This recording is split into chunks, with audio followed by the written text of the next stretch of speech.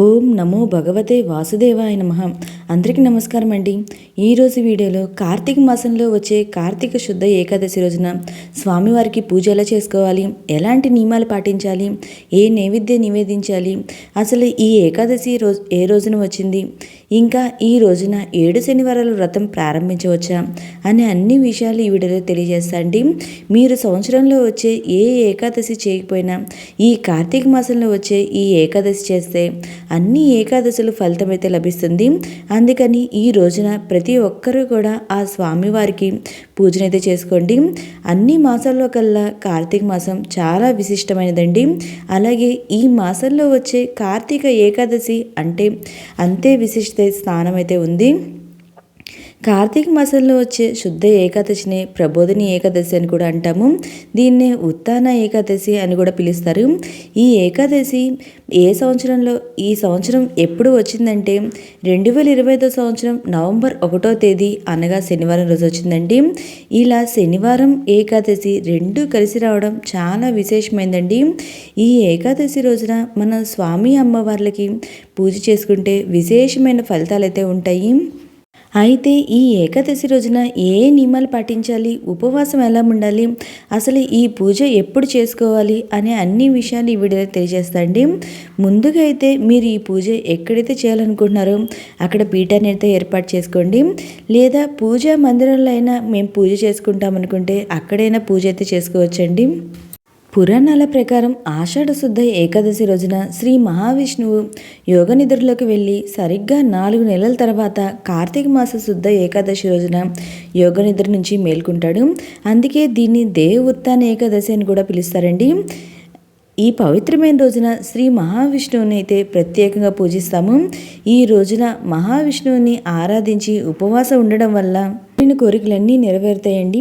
తొలి ఏకాదశి నాడు ప్రారంభమైన చతుర్మాస వ్రతం ఈ ఏకాదశితో ముగిస్తుంది. మహాభారత యుద్ధంలో భీష్ముడు ఈ ఏకాదశి నాడే అస్త్ర సన్యాసం చేసి అంపశయం మీద శయనించాడు. ఈ రోజున ఉపవాసం ఉండి విష్ణువుని పూజించాలి. మర్నాడు ద్వాదశి గడియలు ఉండగానే విష్ణు పూజ చేసి పారణ చేసి వ్రతాన్ని అయితే ముగించాలండి. పాపాలను హరించే ఈ ఏకాదశితో 1000 అశ్వమేధ యాగాలు, 100 రాజసూయ యాగాలు పుణ్యం అయితే లభిస్తుందండి. కొండంత పత్తిని చిన్న నిప్పురవ్వ ఎలా కాల్చి బురడితో చేస్తుందో అలాగే ఒక జీవుడు తన 1000 జన్మలో చేసిన పాపాలను కాల్చివేస్తుంది. అలాంటి మనం ఈ ఏకాదశి వ్రతాన్ని అయితే ఎలా ఆచరించాలో ఇప్పుడే తెలియజేస్తాండి. ఈరోజు ఎవరైతే ఉపవాసం ఉండాలనుకుంటున్నారో వారైతే ముందు రోజు నుండే ఈ ఉపవాస నియమాలు అయితే పాటించాలండి. ముందు రోజు దశమి రోజు సాయంత్రము భోజనం అనేది చేయకుండా లైట్గా పాలు పండ్లు అనేది తీసుకోవాలి. తర్వాత ఏకాదశి వ్రతాన్ని అయితే ఆచరించాలి. ఈ రోజున మనం వెంకటేశ్వర స్వామి లక్ష్మీదేవి సమేత విగ్రహాన్ని పెట్టుకొని లేదా పటాన్నైనా పెట్టుకొని పూజ అయితే చేసుకోవాలండి. కార్తీక మాసం కాబట్టి శివపార్వతుల పటమైనా పెట్టుకోవచ్చండి. అంటే శివకేశవులు ఇద్దరికి కార్తీక మాసం అంటే చాలా ప్రీతి. వీళ్ళు ఇరువురికి ఈరోజు పూజ చేసుకున్న చాలా మంచిదండి. నేను ఇక్కడైతే వెంకటేశ్వర స్వామి లక్ష్మీదేవి సమేత ఫోటోనైతే పెట్టుకొని పూజ అయితే చేసుకుంటున్నాను. ఒక పీఠం ఏర్పాటు చేసుకొని ఆ పీట పైన 3 గుప్పెళ్ళు బియ్యం వేసుకొని వాటిపైన పసుపు కుంకుమ అక్షింతలు వేసుకొని స్వామివారి చిత్రపటం అయితే పెట్టుకోవాలి. తర్వాత మనం గణపతికి పూజ అయితే చేసుకోవాలండి. గణపతికి ముందుగా మనం చేసే పనిలో ఎటువంటి ఆటంకాలు ఉండకూడదని ముందుగా గణపతికి పూజ చేసుకొని గణపతికి ధూపం దీపం నైవేద్యం కర్పూర హారతి తాంబూలం అనేది సమర్పించాలి. ఇక్కడ నా దగ్గర స్వామివారి విగ్రహం ఉంటే స్వామివారి అమ్మవారి విగ్రహం ఉంటే అవి కూడా పూజలో పెట్టుకుంటున్నాండి. మీ దగ్గర విగ్రహాలు ఉంటే పెట్టుకోండి, లేకపోయినా చిత్రపటం పెట్టుకునైనా పూజ అయితే చేసుకోవచ్చు. మాకు విడిగా పూజ చేసుకోవడం కుదరదు అనుకునే వాళ్ళు మన పూజా మందిరంలో అయినా అందరు దేవతలు ఉంటారు కాబట్టి అక్కడైనా మనం ఈ పూజ అయితే చేసుకోవచ్చండి. మీ దగ్గర ఉన్న పుష్పాలతో మీ దగ్గర ఉన్న నగలతో స్వామి అమ్మవారిని చక్కగా అలంకరణ చేసుకోండి. ఇంకా తులసి దళాలతో ఈరోజు పూజ అయితే చేసుకోండి. ఈరోజు చిన్న పుణ్యకార్యం చేసిన అది సుమేరు పర్వతానికి సమానమైన పుణ్య ఫలితం అయితే ఇస్తుందండి. ఈ ఏకాదశి వ్రతం చేసిన వారికి సాధించలేనివి ఏమీ ఉండవని సాక్షాత్తు బ్రహ్మదేవుడే వివరించారు. ఈరోజు ఉపవాసం ఉన్నవారికి ధాన్యం, సంపద, ఉన్నత స్థాయితో పాటు పాప పరిహారం జరుగుతుందండి. పుణ్యక్షేత్రం దర్శనాలు, యజ్ఞ యాగాలు, వేదం చదవడం వల్ల కలిగిన పుణ్యానికి 1,000,000 రెట్లు ఫలితం ఈ ఏకాదశి ఉపవాసం వ్రతం చేసిన వారికి లభిస్తుంది. ఈ ఏకాదశే కదండి, మనకి సంవత్సరంలో వచ్చే ప్రతి ఏకాదశి రోజున ఉపవాసం అనేది పాటించి ఆ స్వామి అమ్మవార్లకి పూజ చేసుకుంటే అంతే విశేషమైన ఫలితాలు అయితే ఉంటుందండి. కార్తీక శుద్ధ ఏకాదశి రోజున బ్రహ్మాది దేవతలు, యక్షులు, కిన్నెరులు, కింపురుషులు, మహర్షులు, సిద్ధులు, యోగులు తమ కీర్తనలు, భజనలు, హారతులతో పాలకడవిలోని శ్రీ మహావిష్ణువును నిద్రలేపుతారు. అందువల్ల ఉత్తాన ఏకాదశి రోజున ఎవరు శ్రీ మహావిష్ణువుకు హారతిస్తారో వారికి అపమృత్యు దోషం తొలగిపోతుందని పురాణాలైతే తెలియజేస్తున్నాయండి. కాబట్టి ఈరోజు విష్ణుమూర్తికి హారతి ఇవ్వాలి. అలా కుదరకపోతే దేవాలయానికి వెళ్ళి అక్కడ స్వామివారికి ఇచ్చే హారతిని అయితే కన్నులారా చూసిన, హారతి కర్పూరం సమర్పించిన అపమృత్యు దోషం పరిహారం జరుగుతుందని అండి. ఇక్కడ నేను స్వామివారికి ఎంతో ప్రీతికరమైనటువంటి పిండి దీపాలు అయితే చేసుకున్నాండి. మీ ఇష్టం, మీరు ఎన్నైనా పిండి దీపాలు అయితే చేసుకోవచ్చండి. 2 చేసుకోవచ్చు, 5, ఇలా 7 ఎన్నైనా చేసుకోవచ్చండి. నేను ఇక్కడ 7 పిండి ప్రమిదలు అయితే చేసుకున్నా అండి. మీరు ఈ పిండి ప్రమిదలు ఎలా చేసుకోవాలో కావాలి అంటే మన ఛానల్లో ఆల్రెడీ వీడియో అయితే ఉందండి. ఈ పిండి ప్రమిదలు ఎలా చేసుకోవాలో నేను లింక్ అనేది డిస్క్రిప్షన్లో వేస్తాను. ఇంట్రెస్ట్ ఉన్న వాళ్ళు చూడండి. నేను ఇక్కడ బియ్యం పిండి అయితే తీసుకున్నా అండి. కొంచెం తీసుకొని దాంట్లో కొంచెం బెల్లము, ఆవు పాలు వేసుకొని కొంచెం ఆవు నెయ్యి ఇవన్నీ వేసుకొని మనం ఈ పిండి ప్రమిదలు అయితే చేసుకోవాలి. వేసుకొని వాటిపైన స్వామివారి నామాలు అయితే వేసుకోవాలి. ఈరోజు ఉసిరి దీపాలు వెలిగించుకున్న చాలా చాలా మంచిదండి. ఈరోజు ఉదయాన్నే మనం ఇంట్లో పూజ అయితే చేసుకోవచ్చు. చేసుకొని రోజంతా ఉపవాసం ఉండి మరలా సాయంత్రము స్వామి అమ్మవార్లకి పూజ అయితే చేసుకోవాలండి. తర్వాత ద్వాదశి రోజున ద్వాదశి గడియలు ఉన్నప్పుడే మనం ఈ ఉపవాస విరమణ అనేది చేయాలి. అంటే ఉదయం పూజ చేసుకొని మనం ఉపవాస విరమణ అనేది చేయవచ్చు.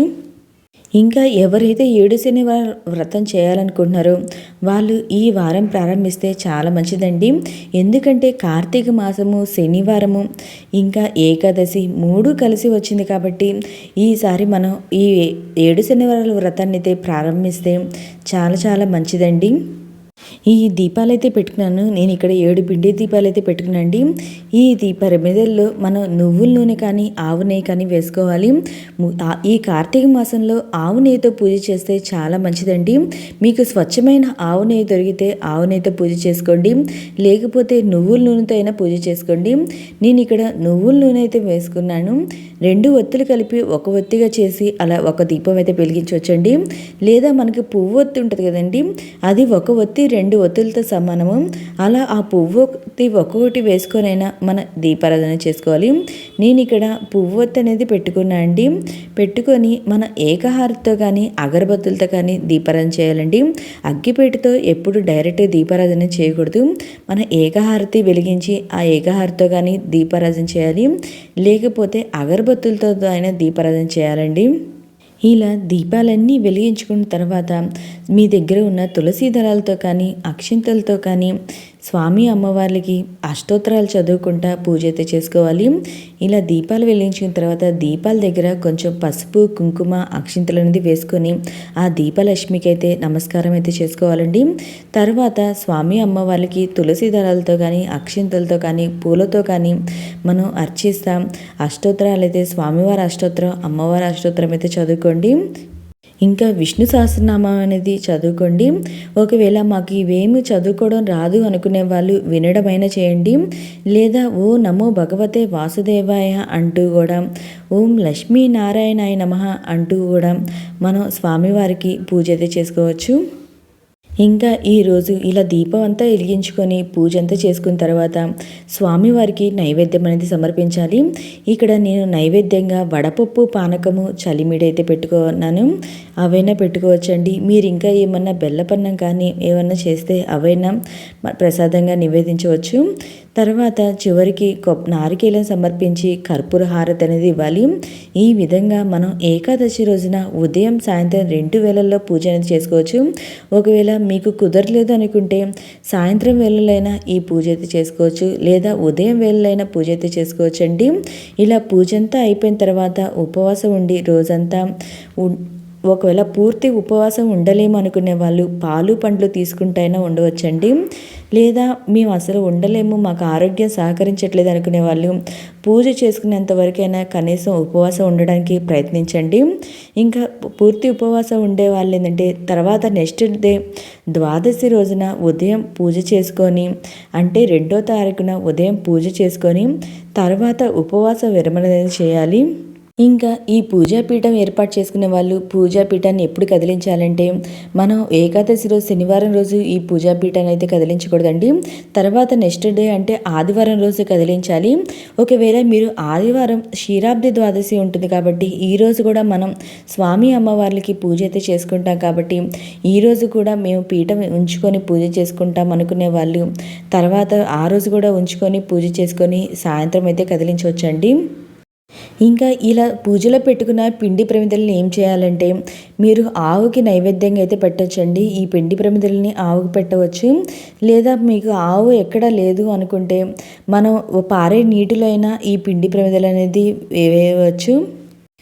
ఓకే అండి, మీకు ఇంకా ఏమన్నా సందేహాలు ఉంటే ఏకాదశికి సంబంధించి నాకు కమెంట్ బాక్స్లో కమెంట్ పెట్టండి. ప్రతి ఒక్కరికి రిప్లై అని ఇస్తాను. మీకు ఈ వీడియో నచ్చినట్లయితే లైక్ చేయండి. మీరు చేసే లైక్ వల్ల నా వీడియో అనేది ఇంకొంతమందికి రీచ్ అనేది అవుతుంది. ఓకే అండి, థ్యాంక్ యూ ఫర్ వాచింగ్.